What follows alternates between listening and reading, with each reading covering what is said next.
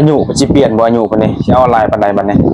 ซ้ำเก่าก็ได้ซ้ำเก่าบ่น้องจำกัดไว้เท่าไหร่ก็อ่าประมาณ70ปลาย80นี่บ่ประมาณ7-80เนาะโดยคันว่า7-80นี่น้องสิเอาเป็นสามีได้อีหลีบ่น้องล่ะโดยได้แม่นบ่แม่นโอ้ในการเปิดใจหาคู่นี้จากศาลาโสดเลยบ่นี่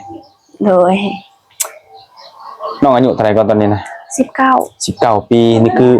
พร้อมสละเลยมันบ่โดยบ่ต้องรอให้ว่า20 21 22 23ปีเนาะ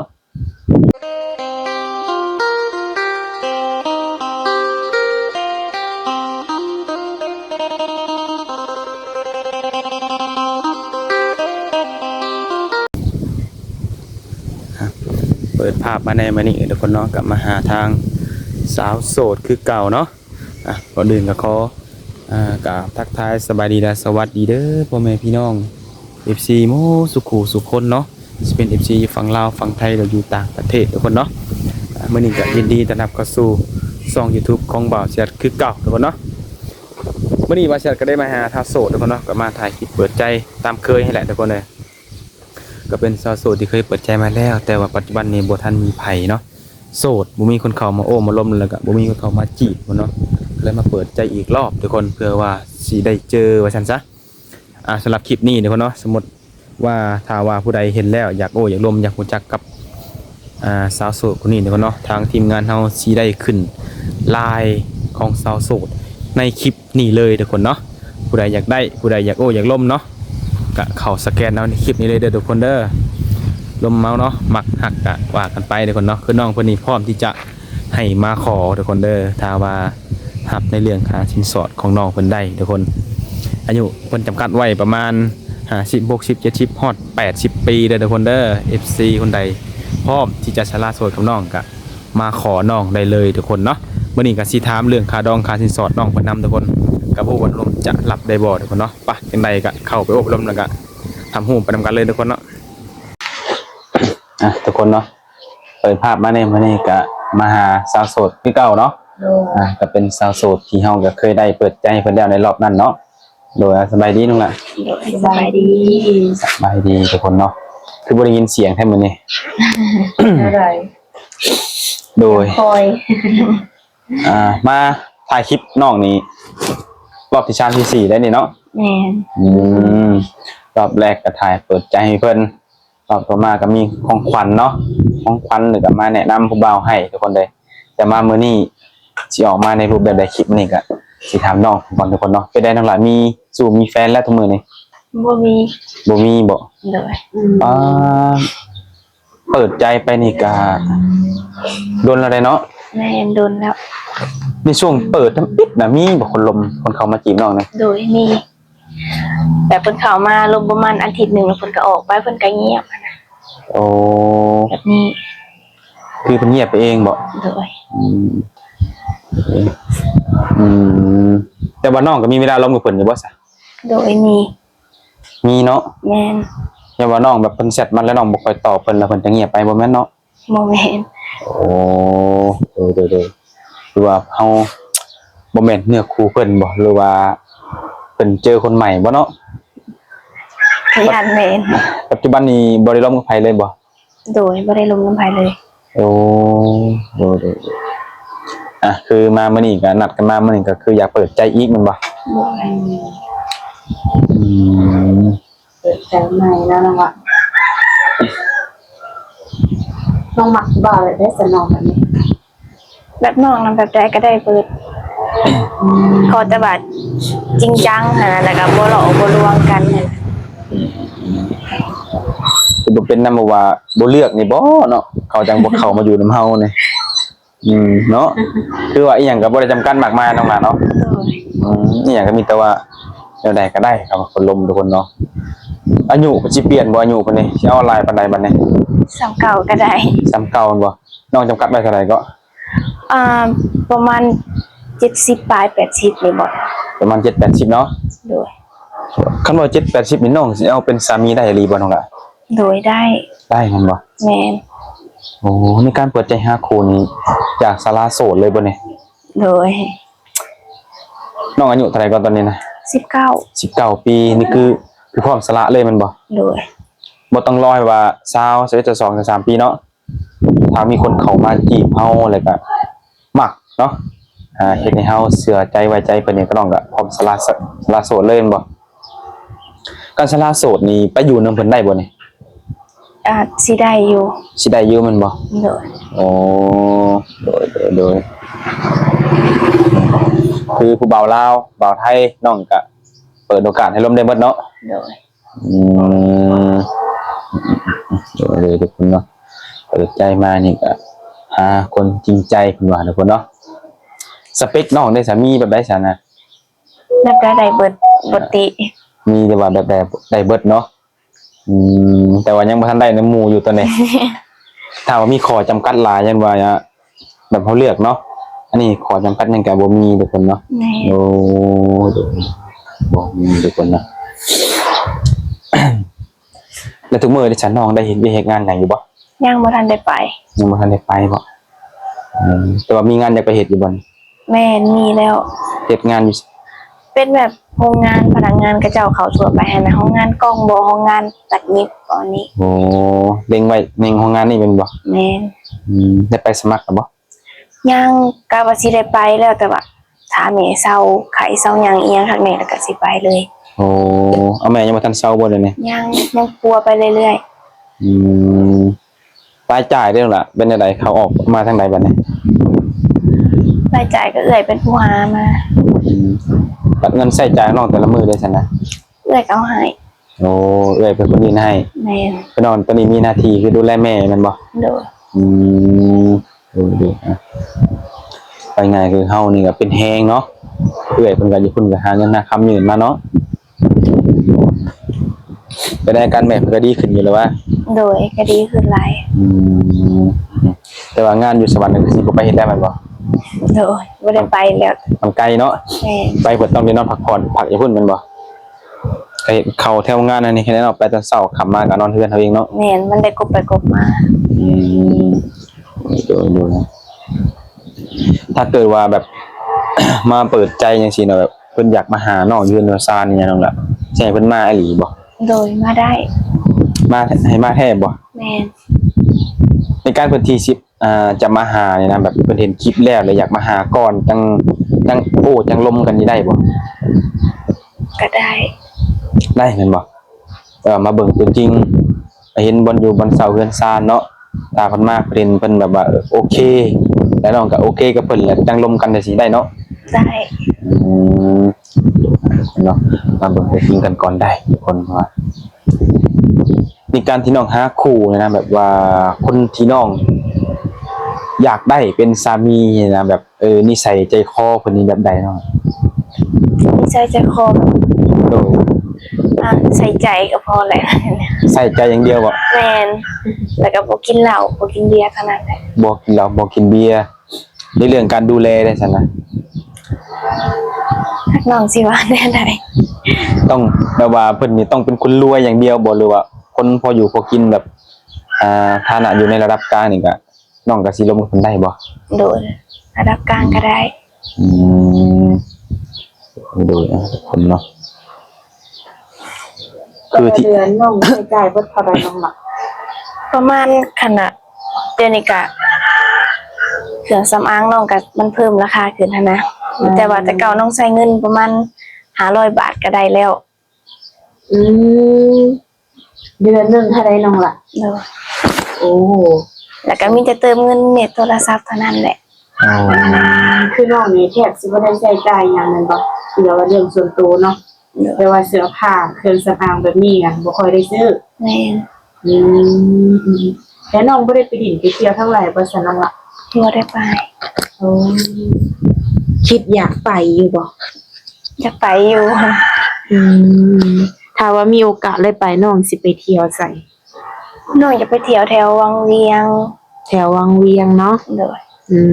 อันนี้คือสถานที่ที่ว่าอยากไปเนาะ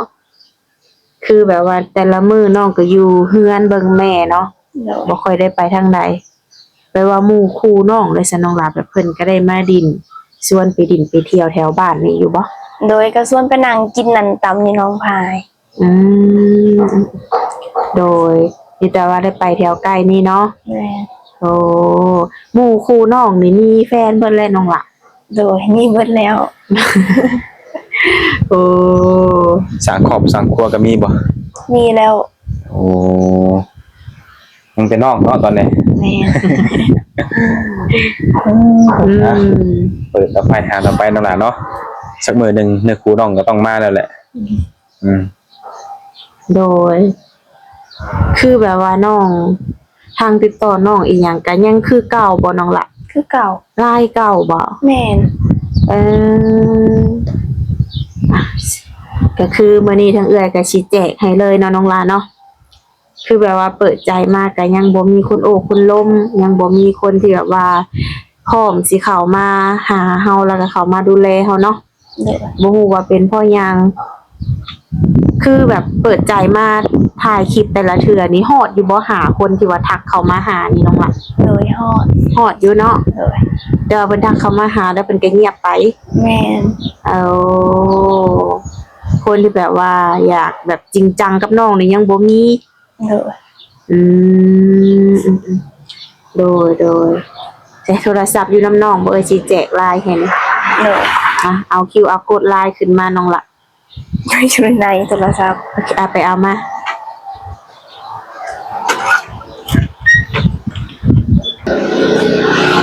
โอเคบางทีแบบ FC บางท่านเพิ่นก็บ่สะดวกทักมาหาทาง YouTube เนาะก็มีแต่ว่าทางเฮาก็สิแจกไปในช่องเลยเนาะถ้าว่าใครที่ว่าดินไลน์ก็สแกนเอาเลยเด้อทุกคนเด้อมักหักน้องนี่อยากทำความรู้จัก อยากเป็นสู้เป็นแฟนเนาะลองทักเข้ามาหาน้องเพิ่นไลน์น้องบ่ได้มีปัญหาหยังละว่า บ่มีเสร็จได้ปกติ อืมโดย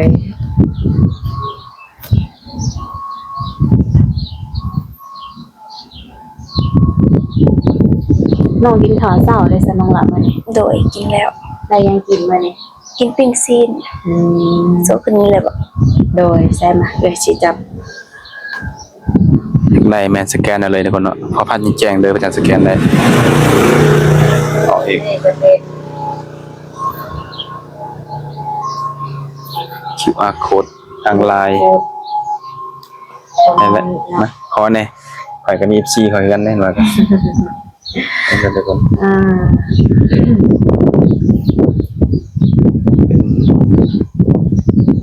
มันบ่อยากแจ้งมาได้เนาะ คือว่าทางน้องก็เปิดใจ นี่แหละทุกคน สู่หาแฟน สแกนเอาได้เลยเด้อทุกคนเด้ออ่ะขอบใจน้องละ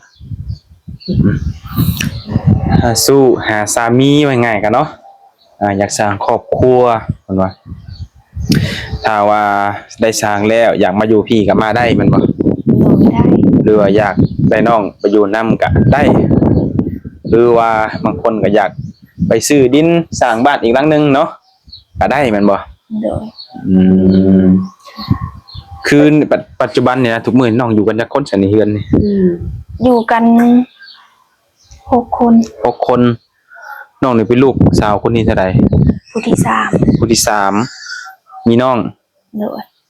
มีน้องก็มีเอื้อยแม่นบ่ แม่น โอ้โดย โดยน้องอายุจักปีปัจจุบันเนี่ย ตอนนี้19 19บ่น้องล่ะ โดย ถ้าว่ามี FC เอ่ยนี่แบบ60กว่า70แบบนี้หั่นนะน้องก็สิโอเคอยู่บ่น้องล่ะ โดย อืมน้องสิบ่ติว่าเพิ่นนี่เฒ่าเกินไปบ่น้องล่ะ ได้เบิด ยันว่าแบบว่าอายุก็ห่างกันเนาะห่างกันได้เด้น้องนี่19เนาะแต่ว่าผู้บ่าวนี่60 70แบบนี้หั่นนะ